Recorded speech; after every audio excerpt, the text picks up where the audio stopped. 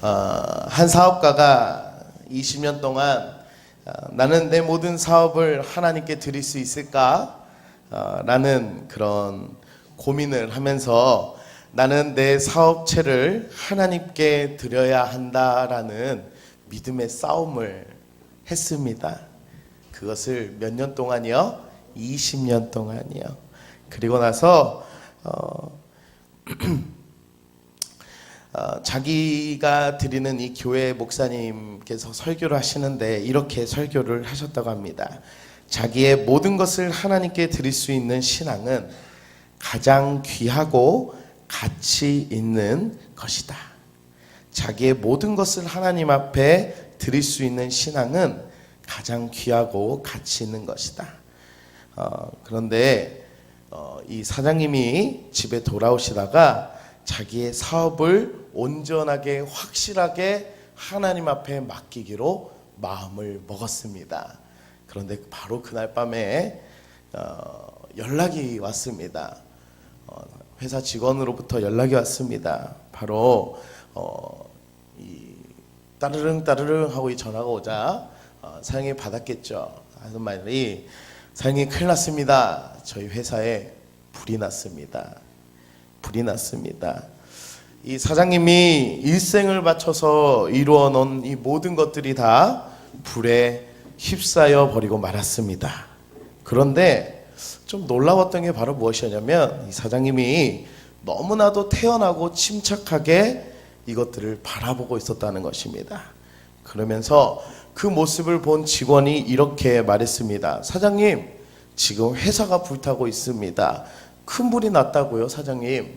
라고 하자 이 사장님께서 이렇게 말씀하십니다. 알고 있네. 그렇지만 이것은 문제가 되지 않아. 나는 오늘 이 회사를 하나님께 드렸네. 그래서 이 회사는 하나님의 것이고 하나님이 책임지실 거야. 그러니 염려하지 말게나 라고 직원한테 이야기를 했답니다. 이미 불에 타버린 이 회사를 어떻게 손쓸 수가 없잖아요. 그렇죠? 염려를 한다고 해서 그가 낙심하고 두려워해서 이 불이 한순간에 사라지거나 이 불이 꺼지거나 그리고 이 공장이 회사가 다시금 이전으로 돌아오는 것은 아닙니다. 하지만 이 사장에게는 아주 강력한 믿음이 있었습니다. 바로 모든 것을 하나님 앞에 드렸기 때문에 내 회사마저도 하나님이 책임져 주실 거라는 강력한 믿음이 있었습니다. 하지만 우리는 늘 염려 가운데 살아가곤 합니다. 우리 시간 옆 사람과 우리 성도님들과 같이 인사합시다. 염려하지 맙시다.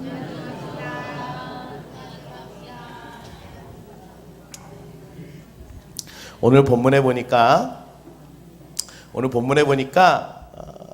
이 아브라함의 아내인 사레가 특징이 나옵니다. 1절에 보니 이렇게 나옵니다. 아브라함의 아내 사레는 출산하지 못하였고 그에게 한 여종이 있으니 애굽 사람이요 이름은 하갈이라. 아브라함의 아내가 뭘 못했다고요? 출산. 그죠? 임신을 못했던 거예요. 출산, 아이를 낳지를 못했던 것입니다. 아이를. 그것도 젊은 나이가 아니라 86세니까 76세이죠. 76세까지 사례는 아이를 못 낳던 할머니였습니다. 저는 지금 결혼한 지 지금 한 7개월 된 것 같습니다. 7개월 됐는데 7개월 차에게서도 수많은 사람들의 관심거리가 무엇인 줄 아십니까? 바로 출산입니다. 그렇죠? 감기가 걸려도 임신으로 느끼고 밥을 못 먹어도 임신으로 느끼고 모든 것이 다 이 여자한테는 집중이 뭐예요? 출산이에요. 임신이에요. 그런데 오늘 사례는 7개월도 아니라 76년을 그렇게 살아온 거예요. 이 사람한테는 어마어마한 괴로움이었고 어마어마하게 해결되지 못한 그리고 창피함과 아주만 힘든 세월을 경험했을 것입니다. 하지만 이 아브라함에게 나타나신 하나님께서 우리 지난 시간에 약속해 주셨잖아요. 그렇죠? 내가 너와 약속을 이루는데 너가 할 것이 아니라 누가 하신다고? 하나님이 하신다고. 그래서 그 타작마당에 이 쪼개놓은 이 고기 사이를 하나님께서 혼자 지나가시잖아요. 그렇죠? 근데 그것이 있은 지 10년이 흐른 후 사건이 벌어지게 됩니다. 이 10이라는 숫자는 이스라엘에서 완전한 숫자입니다. 그러므로 오늘 본문에서는 사라의 마음에 완전히 힘든, 완전하게 두려웠던, 완전하게 어려웠던, 염려하였던 그 마음이 있었습니다. 그것이 바로 출산하지 못하여서 하나님의 약속 언약을 잊어버리고 뭐예요? 자신의 방법대로 살려고, 자신의 방법대로 쫓아가려고 했었던 내용이 바로 오늘 이 설교의 본문입니다. 좀 특별한 것이 있는데요. 이 2절부터 나오는 2절과 3절부터 나오는 이 단락이 바로 이 창세기 3장에 나왔던 아담과 하와가 선악과를 따먹었을 때에 뱀이 여자에게 말하되 이 죽을까 하노라라는 그런 이 히브리식 표현들이 오늘 이 2절과 3절과 같다라는 그런 자료들을 좀 봤습니다. 이 창세기 3장 2절에 보니 이렇게 나옵니다. 여자가 뱀에게 말하되, 그러더니 2절에 보니 사레가 아브라함에게 이르되, 그 다음 내가 내 아내의 말을 듣고, 그 다음 2절 끝에 보니까 아브라함이 사레의 말을 들으니라. 그러니까 하와의 말을 누가 들었어요? 아담이 들었어요. 똑같이 사레의 말을 누가 들었어요? 아브라함이 들었어요. 여기서 좀 오해를 하시면 안 됩니다. 우리 남편 되시는 남성분들은 이래서 여자 말을 들으면 안 돼, 이렇게 했다가는 오늘 저녁밥을 굶습니다. 그 의미가 아니라는 거예요. 그 의미가 아니라 사단의 공격은 가장 가까운 데서 오는 거예요. 그리고 가장 내 자연스러운 내 옆 사람에서부터 바로 온다는 거예요. 이 여자가 나쁜 게 아니에요. 여러분들 얼마나 아름다우십니까? 그렇죠? 여러분들 얼마나 이 살림을 하시냐고 얼마나 이 대단하십니까? 저는 우리 대한민국의 어머니들한테는 노벨 평화상을 드려야 된다고 봐요. 그렇죠? 남편 먹여요, 자식들 교육시켜요, 자식들 뒷바라지 다 해요. 그렇죠? 얼마나 위대합니까? 그런데 그 말 한마디 때문에 아담이 범죄하게 됩니다. 그 말 한마디 때문에 아브라함이 믿음의 사람이 믿음 앞에서 실수를 하게 된다는 거예요. 실수를 하게 된다는 거예요. 그리고 또 하나 3장 6절에 보니 이렇게 나옵니다. 여자가 그 열매를 따먹고 라고 나는 그 단어에 또 이렇게 연결이 됩니다. 그 여종 애굽 사람 하갈을 데려다가, 이 히브리식 표현이 지금 다 같다는 거예요. 그리고 자기와 함께 있는 남편에게도 주매, 하와가 아담에게 자기와 함께 있는 남편에게도 주매라고 했던 것이 그러면 그 남편 아브라함에게 첩으로 주었을 때, 이것이 다 지금 같다는 거예요.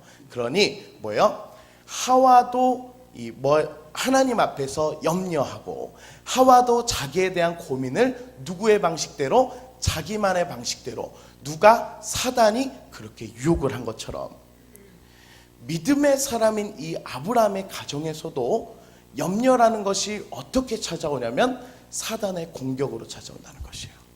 그것이 내 옆 사람일 수 있고 내 자녀일 수 있고 멀리가 아니라 아주 가까운 곳에서 일어난다고 하는 이 본문을 이야기해주고 있습니다. 톨스토이는 이렇게 이야기를 합니다. 마음이 괴로운 상태에 있을 때에는 신을 제외하고는 아무에게도 그것을 말하거나 하소연해서는 안 된다. 침묵을 지키고 꾹 참아내는 것이 필요하다. 그렇지 않으면 고뇌는 다른 사람에게로 옮겨가서 그 사람을 괴롭힐 것이다. 그리고 당신 자신 속에서 그 고뇌는 다 타버리고 말 것이다. 고뇌 그 속에서만 조금씩이라도 완성으로 향하여 가까워져 갈 수 있는 기회나 문제가 들어있다고 생각하는 것은 힘이 있는 도움이 된다. 무엇이에요? 이 염려하는 것, 우리 가운데 고뇌하는, 우리 가운데 걱정하는 것들이 누구에게 말을 해서 이것이 풀어지는 것이 아니라 이것이 오히려 우리 안에서 힘을 얻을 수 있는 도움이 된다는 사실을 톨스토이가 그렇게 이야기를 해주고 있습니다. 우리는 하지만 그 염려를 누구한테 이야기를 해요? 가장 가까운 사람한테 이야기해요. 제가 가장 힘들고 염려되는 부분을 누구한테 이야기를 할까요? 제 아내한테 이야기를 해요. 제가 제 힘든 부분을 김정국 전도사님한테 이야기할까요? 이야기하지 않습니다. 이야기를 해도 의미가 없습니다. 그렇죠? 하지만 내가 가장 힘든 부분을 내 아내에게 이야기해요. 근데 그 염려가요, 번져가요. 톨스토이가 이야기했던 것처럼 그 염려가 또 다른 내 사랑하는 사람에게 염려로 시작이 되더라는 거예요. 염려로.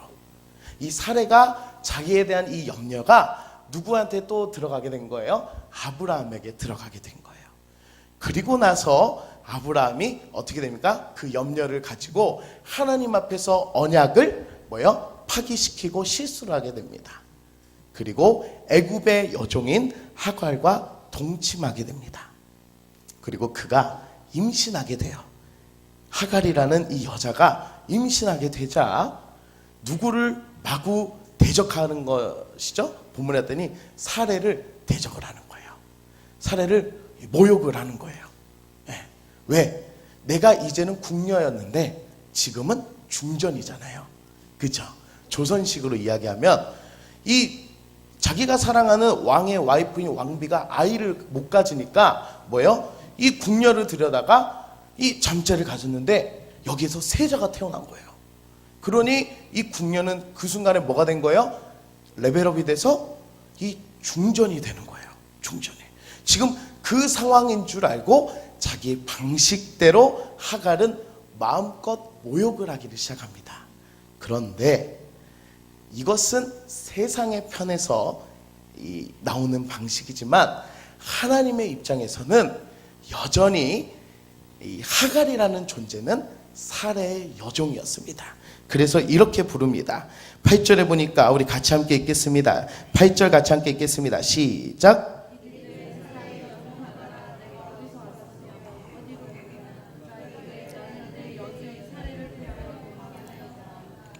뭐라고 나와요? 이 하갈아, 이 아브라함의 중전 하갈아, 아브라함의 와이프 하갈아 이렇게 안 하고 사례의 여종 하갈아. 하나님은 정확한 위치를 재시는 거예요. 왜? 자기 언약에서 떠난 사건이기 때문에. 그렇죠? 여러분들은, 우리는 예수 그리스도의 언약에서 있는 사람들입니다. 여러분들은 결코 그 자리를 벗어날 수가 없습니다. 사례의 자리처럼 출산하지 못할지라도, 염려할 수밖에 없을지라도, 두려움 가운데 있을지라도 여러분들 포기하지 마시고 슬퍼하지 마십시오. 여러분들은 하나님의 은혜 안에 있다는 것을 꼭 기억하셨으면 좋겠습니다. 그러면서 이 하갈에게 이렇게 물어봅니다. 너는 어디에 있느냐?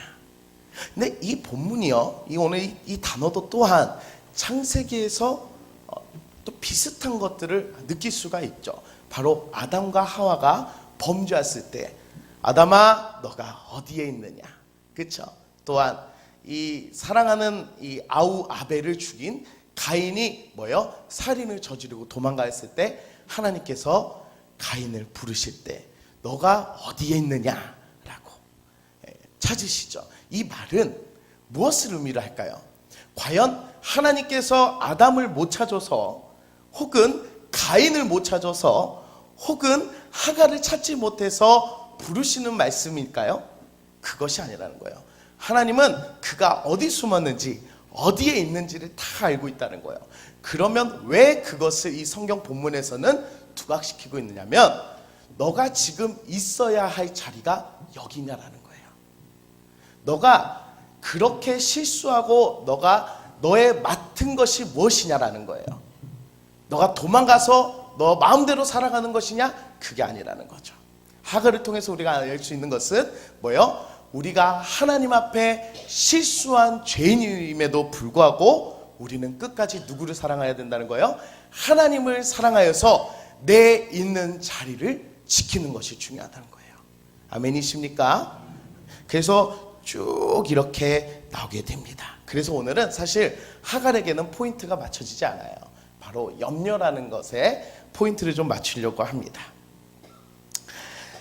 염려가 낳는 인간의 방법은 하나님이 기뻐하시지 않는 방법이다라고 나옵니다. 누가 염려를 하게 되냐면 바로 요나라는 사람이 염려를 하게 되죠. 뭐예요? 하나님께서 명령을 하십니다. 요나야, 너가 내 이 말씀을 가지고 저 이방 나라인 니느웨로 가서 내 말을 전해라. 하나님 말씀을 전해라고 했을 때 요나가 무엇을 느껴요? 염려를 느껴요. 두려움을 느낍니다. 그리고 나서 거기에 따른 무엇을 하죠? 불순종을 합니다. 그러자 이 요나가 기가 막히게 어디로 들어가죠? 물고기 뱃속으로 들어갑니다. 물고기 뱃속으로. 그렇죠?